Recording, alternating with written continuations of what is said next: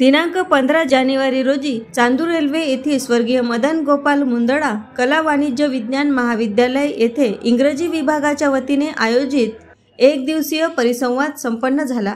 या परिसंवाद करिता language, literature and culture and Indian perspective हा विषय ठेवण्यात आला होता व कीनोट स्पीकर म्हणून डॉक्टर चंद्रमौली, डीन, गोंडवाना विद्यापीठ गडचिरोली यांना आमंत्रित केले होते।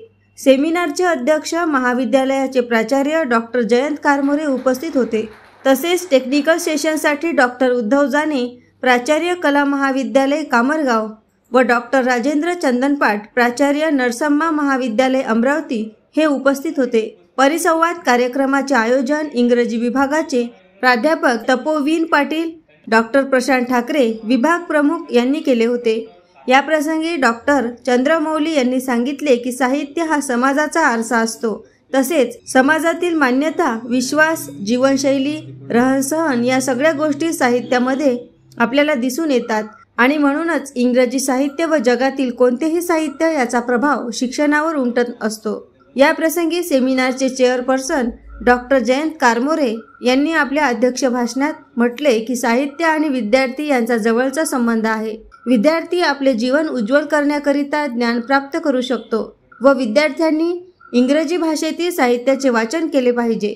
Come to what is language, what is the purpose of language? See, language is required to communicate or convey our ideas, to understand other people's feelings.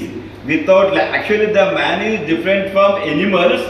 The thing of understanding and the ability to speak in any language, whatever language.